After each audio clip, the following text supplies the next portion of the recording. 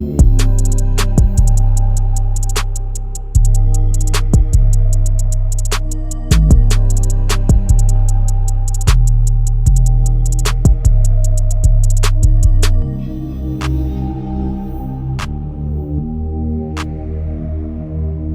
back to the Team to Beat Miami Heat podcast, your one-stop shop for daily Miami Heat and NBA content. My name is Amir. So for today's video, I want to talk about Chris Paul, and I want to talk about how the Miami Heat should or should not go after Chris Paul if he does become available from the San Antonio Spurs. So there has been some buzz that the San Antonio Spurs could move on from CP3, and the reason behind that is because obviously they traded for De'Aaron Fox last season. He's the now new starting point guard of their future. They also drafted Stephon Castle, who won the Rookie of the Year award. So he is really good. And they also have the number 2 overall pick in the draft, which means they're probably going to get Dylan Harper. And so they're going to have a ton of young guys on this roster. And there isn't really a need for CP3. Like, he played a good role in developing the young assets on the San Antonio Spurs, built chemistry with Victor Wembanyama. He's a great player, obviously, but I don't think it makes sense for them to keep him moving forward. So if he does hit the market, Miami is a natural name that will pop up. Bovada said that the Miami Heat would be one of the favorites to land him if he does become available for trade. But would bringing him in be a smart move for the Miami Heat right now? Or is he just simply too old and make no sense to add to this roster, because this Miami Heat team is relatively young now that we have gotten rid of Jimmy Butler? So let's break that down for today's episode. So Chris Paul, he may be 39 years old, but he's still one of the smartest playmakers in basketball. One of the only few floor generals, traditional point guards that are still left in the NBA.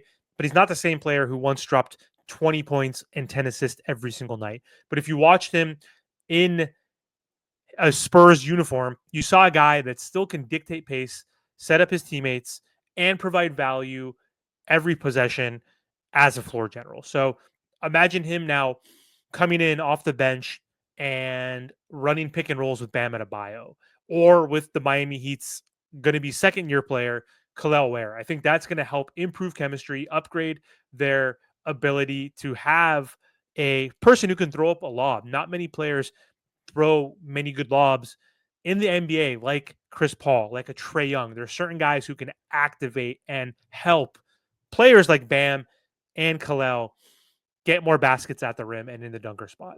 The Heat have struggled to generate easy looks in the half court. We don't have a true point guard on this roster.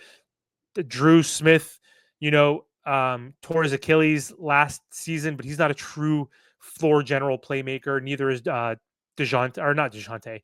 Neither is Donovan or Davion Mitchell. Excuse me. I haven't had my coffee this morning yet, but Chris Paul would solve those issues that the Miami Heat have lacked. He would build structure and discipline and organization and control this offense.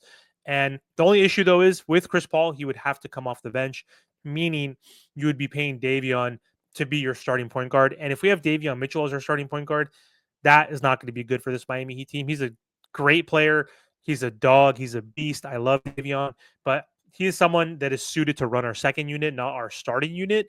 And if Chris Paul's in our rotation, he's not going to be a starter over Davion. So that's also an issue. But going back to Chris Paul, though, and his fit, he does have that Heat culture mentality, even though I'm not a big fan of Chris Paul and his attitude. But he is a grinder. He's a leader. He's a guy who can hold other players accountable. He's not going to take possessions off even at this accelerated age.